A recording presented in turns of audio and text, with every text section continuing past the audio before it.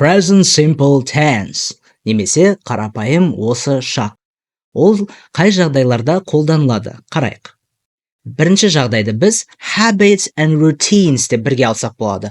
Habits ол әдеттер, routines ол күнделікті тіршілік, рутина, иә? Routinesқа және habitsқа не жатады? I wake up, have breakfast and go to work.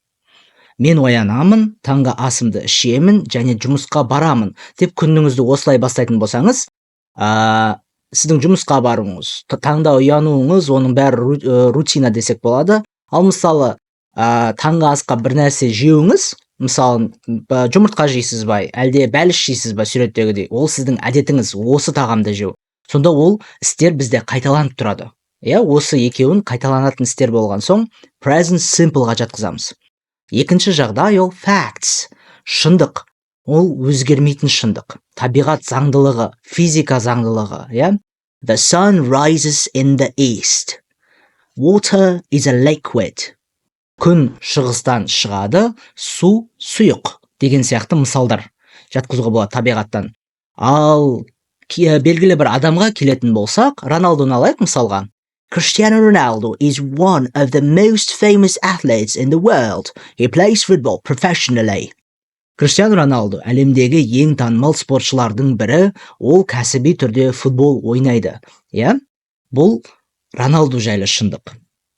Сондықтан бұны present simple-ға жатқызамыз. Біз білеміз, сөйлемде әрекеттер ең басты рөл атқарады. Әрекет дегенде іс-қимыл, Ал present simple-да болса, олардың ұзақтығы, яғни қанша уақыт созылатыны іс-қимылдың, немесе олардың аяқталғандығы айтылмайды.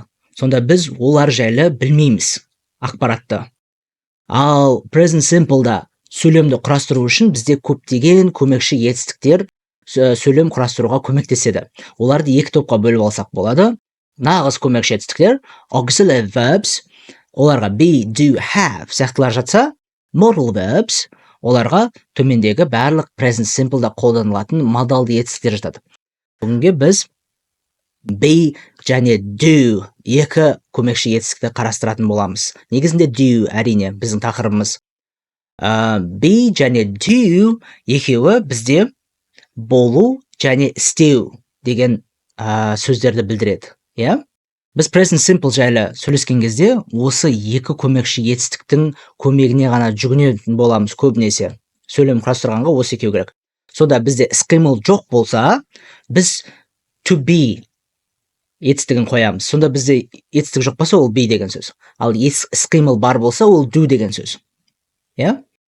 Сонда be'ді қай кезде қоямыз? Бір нәрсені сипаттаған кезде. Мен адаммын, менің жасым мынаншада, мен қазақпын, мысалы, тағы қандай сипаттар? Мен жақсы адаммын, мен жақсы мұғаліммін, немесе мен мұғаліммін. Бұлардың барлығы менің сипатыма сай келсе, to be қоямыз. Ал бір нәрсе істеп жатқан кезде біз to do'ды қоямыз сөйлемге. Мен сөйлеп жатырмын, мен ағылшынша сөйлеймін, мен сіздерге видео түсіріп жатырмын. Қазіргі уақыт емес, жалпы, осымен мен айналсам деп айтқан кезде.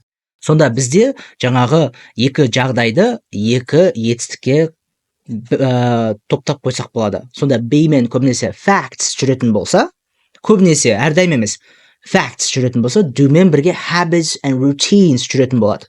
Сондықтан күнделікті бір нәрсе істеймін деген сөз, мысалы, мынандай тамақ жеймін, мынаншада ұйықтаймын, мынаншада жұмысқа барам, сабаққа барам деген кезде habits and routines іс-қимылдармен. Сонда мысалдар келтірейік.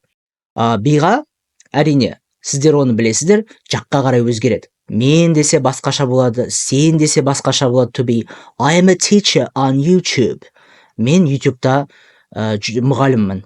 You are very kind. Сен өте мейірімдісің. She's from Canada. Ол Канададан. Бұлардың барлығы бізде адамдарды сипаттайды. Мысалы, мені немесе сізді, және бұлар фактілер деп айтуға болады. Жаңағы айтқан қағидаға сай келеді. Енді do'ды қарайық. Мен do'ға бір-ақ іс-қимылды айдадым. Ұнату деген іс-қимыл. I like coffee. Мен кофе ұнатамын. You like coffee. Сен кофе ұнатасың. She likes coffee. Ол кофе ұнатады. Бүгін біз осы do жайлы тереңірек әңгіме қозғайтын боламыз. Иә, бұлардың барлығы бір іс-қимыл. Сонда мен жалпы кофе ұнатамын деген. Бұны да фактке жатқызсақ болады. Бірақ мысалы күніге мынаншада ішемін дейтін болсақ, ол іс-қимыл, иә? Рутина. Сонда do ол белгілі бір іс-қимыл деген сөз. Істеу дедік, иә? Мысалы write жазу, немесе sit отыру, бұлардың барлығы іс-қимылдар. Иә? Тағы қарайық. Сонда біз to do-ды қолдану үшін болымды сөйлемде жай ғана есімдікті айтамыз және етістікті айтамыз. I run, мен жүгіремін. Өте оңай, құрастыру. I run 5 miles every morning. Мен күнде таңертең 5 миль жүгіремін, немесе 5 шақырым деуге болады ма? Иә, жүгіремін. Бұл жерде run дегеніміз do деген сөз, өйткені істеу ол жүгіру. Иә? Бұл бізде habits and routines жатқызуға болады, өйткені күнге таңертең жүгіремін. Иә? Тағы бір мысал алайық. I travel abroad once or twice a year. Мен жылына 1 немесе 2 рет шетелге шығамын. Бұл жерде де жай ғана бірден іс-қимыл. Бұл жерде ол іс-қимыл travel, саяхаттау. Бұл жерде де do all travel, habits and routines жатқызуға болады, өйткені жылына 1-2 рет ол менде әдетім бар сондай, шетелге шығу деген. Иә? Сонда бізде бірінші және екінші жақта I және you, мен және сіз екеумізге де жай ғана іс-қимылды қолданамыз. I like, мен ұнатамын. I go, мен барамын. I work, мен жұмыс істеймін. You like, сіз ұнатасыз. You go, сіз барасыз. You work, сіз жұмыс істейсіз. Иә? Ал егер көпше түрде болатын болса, әрине you'дың көпше түрі you. Сен, сендер, сіз, сіздер бірдей болады, иә? Ал we деген ол біз, we like, біз ұнатамыз, we go, біз барамыз, we work, біз жұмыс істейміз, they like, олар ұнатады. Сонда they деген олар деген сөз, иә? They like, олар ұнатады, they go, олар барады, they work, олар істейді, жұмыс істейді. Мысал келтірейік жұмысқа. We go to work at 8 a.m. Бұл баруға келеді екен. Біз жұмысқа таңғы 8-де барамыз дейді. Бұл күнделікті рутина, тіршілік. Келесі жағдай work. They work in a big office. Олар үлкен кеңседе жұмыс істейді. Бұл жерде де бірден іс-қимыл.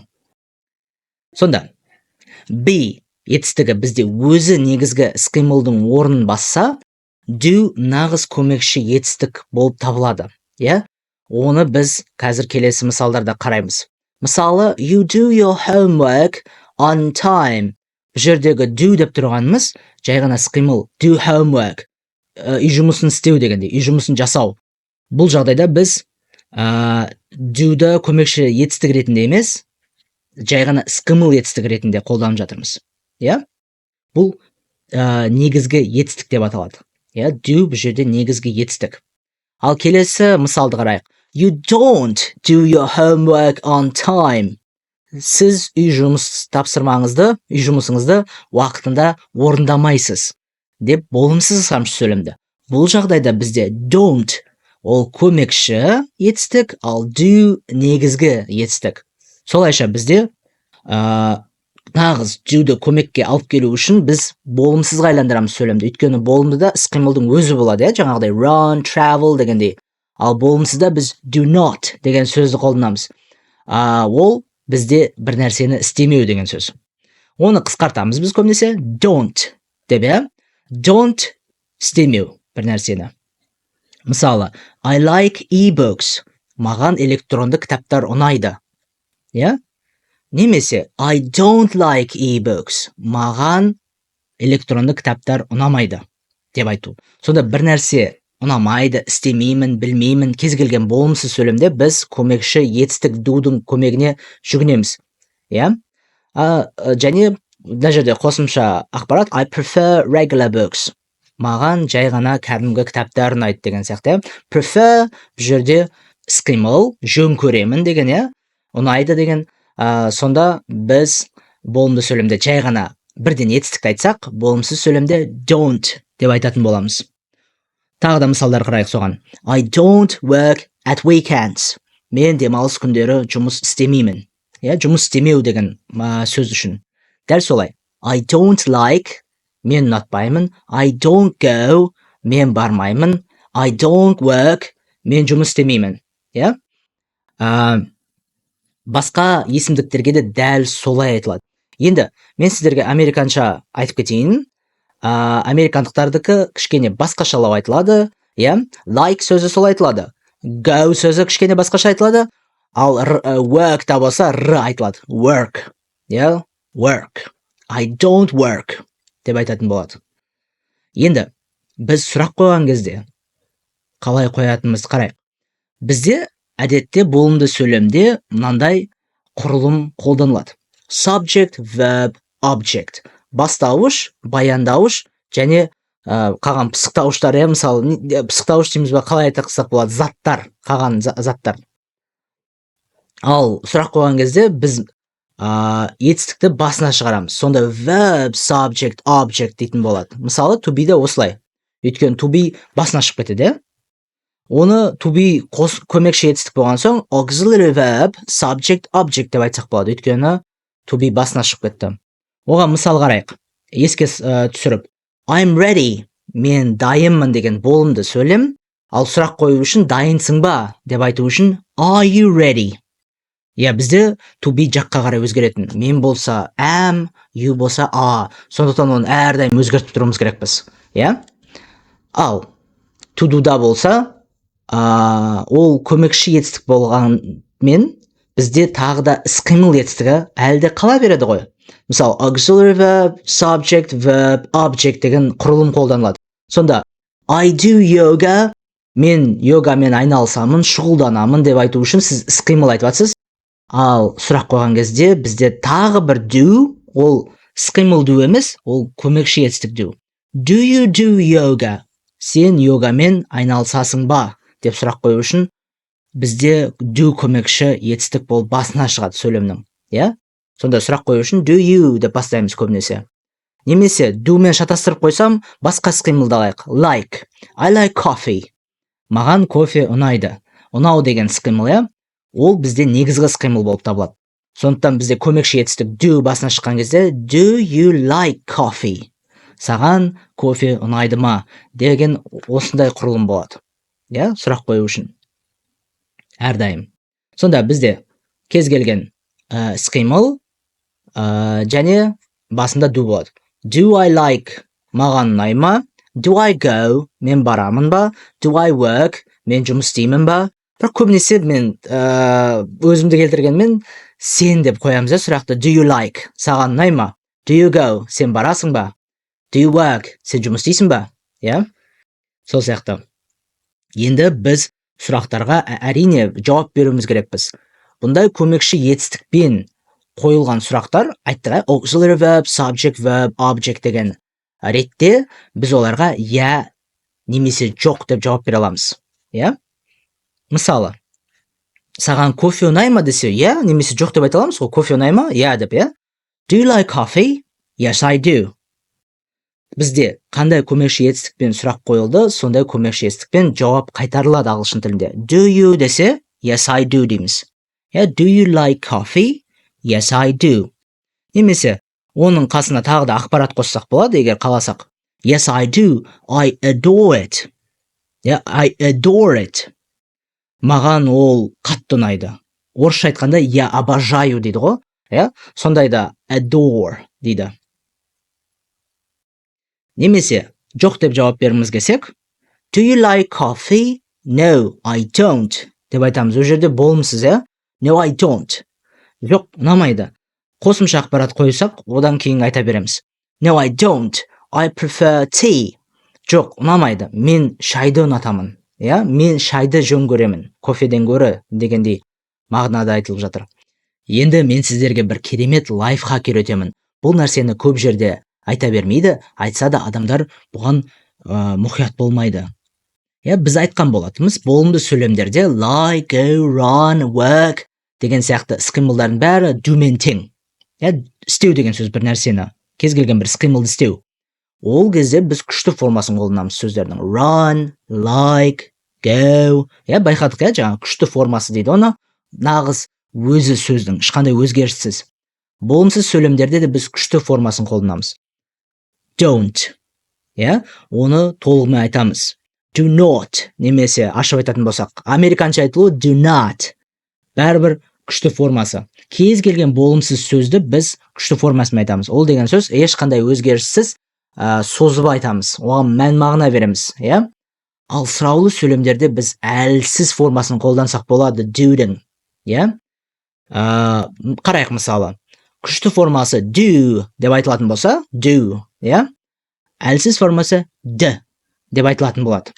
Ол бізге не үшін керек? Өйткені do you десем ұзақ. Do you like coffee? Do you like coffee? Егер бұл ұзақ болса, сіз әлсіз формасымен d дейсіз де, do you? Do you like coffee? Do you like coffee? Немесе do we-ға қарайық. Do we? Екеуісін қосып жүреміз. Do we have class today? Бүгін бізде сабақтар бар ма? Келесі. Do they speak English? Олар ағылшынша сөйлей ме? Do they? Осылайша біз осы үш есімдікте d-ні қосып жүре аламыз сөзге. Есімдікке. Ал I-да ол дауысты дыбыспен басталған соң біз оны do I деп айта бере аламыз жай ғана, Do I need a jacket? Маған куртка керек па? Далаға шығу үшін мысалы. Ондай жағдайда нағызын айта береміз. Енді бізде үшінші жақ деген ұғым бар. Мен және сен ол бірінші және екінші жақ деп айтылады. Мен және сен. Көбінесе әңгіме жүргізген кезде осы екі жақ әңгіме жүргізеді де, үшінші жақ жайлы ұмытып кете береміз. Ол деген. Мысалы, екеумізден басқа адамдардың барлығын біз үшінші жақ дейміз. Олар. Ол. Бірақ оларды қалдырып кететіндей мән жай бар, өйткені present simple-де үшінші жақ to do етістігінде кішкене қиындау. Адамдарға мысалы қиындау беріледі. Еске түсірейік, үшінші жақ дегеніміз ол he, she, it деген үш сөз. Ол, қазақ тілінде. Сонда біз ұлдарға he деп айтамыз, қыздарға she деп айтамыз, жаны жоқ заттарға немесе жануарларға біз it деп айтамыз. Итке it дейміз, Сонда бізде бірінші жақта, екінші жақта I like, you like десе, үшінші жақта біз S жалғауын жалғауымыз керек біз. He likes, ол ұнатады. She likes, ол ұнатады. It likes, оған ұнайды, Енді, оған мысалдар келтірейік. She runs every morning, ол күнде таңертең жүгіреді. Үшінші жақта S жалғауды ұмытпауымыз керек біз. Осы көп адамның жіберетін қателігі. She travels abroad once or twice a year. Ол жылына бір-екі рет шетелге шығады. Бір немесе екі рет шетелге шығады. She works on a computer. Ол компьютерде жұмыс істейді. Барлық іс-қимылдарға мен S деп қосып жатырмын. Енді келесі үш іс-қимылда біз кішкене өзгертеміз. Бұларды дұрыс емес етістіктер дейді. Ол do, go және have. Ол жерде біз мысалы I do десек, he does дейміз. Ол істейді. I go, мен барамын, he goes, ол барады. I have, менде бар, he has, ода бар. Біз үшеуінде де соңында z деп айтамыз. Does, goes, has, басқадағыдай істемейміз, z дейміз. Мысал қарайық. She does yoga 3 times a week. Ол аптасына 3 рет йогамен айналысады. Немесе He goes to school by bike. Ол мектепке велосипедпен барады. Немесе It has 4 legs. Оның 4 аяғы бар. Деген сияқты мысалдар.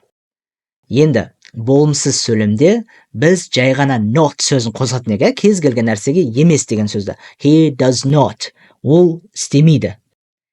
Оны қысқартқан кезде he doesn't немесе she doesn't, Ол істемейді. Бір нәрсені. Мысалы қарайық. She likes dogs. Оған иттер ұнайды. Ал ұнамайды деп айту үшін she doesn't like dogs деп айтатын едік. Оған иттер ұнамайды.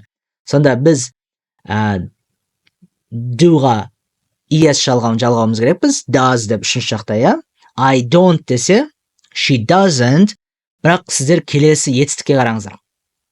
Ода жалғау жоқ. Мысалы, she likes, оған ұнайды. She doesn't like, оған ұнамайды. Сонда бізде s жалғауы doesға кетіп қалды, doға кетіп қалды. Сондықтан біз ол жерде екінші рет оны қоюдың қажеті жоқ. Енді сұрақ қою үшін does көмекші етістігін дәл солай қолданатын боламыз. Мысалы, does she like carnations? Оған қалампырлар ұнайды ма? Гвоздика, орысша айтатын болсақ. Does she like? Ұнай ма? Yes, she does. Ұнайды. Yes, she does. She adores them. Қосымша ақпаратқа, олар ол қатты жақсы көреді деп айтсақ болады. Үшінші жақта тағы да s жалғауын жалғадық. Adores деп. Енді ұнамайды деп айтатын болу үшін no, she doesn't дейміз. Does she like десе, no, she doesn't. Қалай сұрақ қойылды, дәл солай жауап береміз. Жоқ, ұнамайды. Roses are her favorite. Оның ең сүйікті гүлдері раушандар деп айтатын болсақ. Мысалы, менің каналымның логотипі раушан гүлі, ол өйткені Ұлыбританияның символы болып табылады. Сондықтан мен ол гүлді қоюды жөн көрдім, бірақ олар менің ең сүйікті гүлдерім емес негізінде. Енді біз does-дың да күшті және әлсіз формасын ажырата білуіміз керекпіз. Does деп айтсақ, ол күшті форма, ал әлсіз формасын біз does деп айтатын боламыз. Does. Сонда біз сұрақ қойған кезде көбінесе әлсіз формасын қолданамыз дедік қой. Does he go to university? Сонда he деген сөздегі h өте жіңішке естіледі. He ағылшын тілінің h-і. Сондықтан мысалы does he деп тез айтқан кезде he естілмейтін де сияқты. Does he деп естіледі. Does he go to university? Ол университетке барады ма? Немесе тағы бір мысал. Does it деп айту үшін біз does it work properly? Ол дұрыс жұмыс жасап тұр ма деп компьютерде айтатын болсақ, дұрыс жұмыс жасап жатыр ма деп does it. Енді сабақты қорытындылауға мен сіздерге бір керемет лайфхактарды бөлісетін боламын. Бұл нәрселерді тағы да көп айта бермейді. Мен дегенмен сіздермен бөлісейін дедім. Do деген бізде қимыл деп айттық, ол кез келген бір қимыл. Сондықтан біз do'ды есімдік ретінде қолдансақ болады ағылшын тілінде. Мысалы, менің атым Салим болса, мен өзімді мен деп айтам. Есімдік, зат есімді мен есімдікке ауыстырам ғой, Сол сияқты do да кез келген етістіктің орнын баса алады ағылшын тілінде. Мысалы, I don't like chocolate. Маған шоколад ұнамайды. Сонда ұнамайды немесе ұнайды деген сөзді біз тағы да жалғастырған кезде, мысалы, мына жерде бір адам айтып тұр, I don't like chocolate. Маған шоколад ұнамайды десе, басқа бір адам тұр, but Mary does. Бірақ Mary істейді деп аударып қалады кейбір кезде адамдар, егер контексті түсінбесе. Бірақ біз бұл жерде айтып тұрмыз, мен шоколад ұнатпаймын десе, but Mary does десе, бірақ Мэриге ұнайды деп тұр. Сонда ұнау сөзін біз does бен айтып тұрмыз бұл жерде. Өйткені ол алдындағы іс-қимылды есімдік сияқты ауыстырып тұр. Орын ауыстырғыш, орын басқыш етістік болып табылады do. Present simple'де. Тағы да қарайық. I don't watch horror movies. Мен қорқынышты фильмдарды көрмеймін. But John does. Бірақ Джон көреді. Бұл жерде does көру деген сөзі де білдіріп тұр. Кез келген етістікті сонда білдіреді ол. Немесе тағы да мысалға келтірейік, ол келісуге. Мысалы, біз айттық қой, бірақ деп, бірақ Джонға ұнайды, бірақ Мэриға ұнайды, бірақ Джон көреді. Ал егер мен де көрмеймін деп айтсақшы, I don't watch horror movies. Мен қорқынышты фильмдерді көрмеймін десе, мен де көрмеймін деп тағы бір адам айтқысы келсе, neither do I деп айтады. Бұл әрине тақырып жеке бір тоқталатын тақырып, өте ауқымды, дегенмен осындай қысқа шолу ретінде сіздерге көрсете кетейін. Ал келісу үшін, мысалы, I watch horror movies. Мен қорқынышты киноларды көремін. So do I. Мен де көремін, мен де ұнатамын, Мен де көремін деп айту үшін, келісу үшін so do I деп айтамыз, Келесі мәселе ағылшын тілінде бізде tag question деген нәрсе бар. тег сұрақтар дейді. Иә, ол tag деген не? Ол қосымша келетін сұрақ.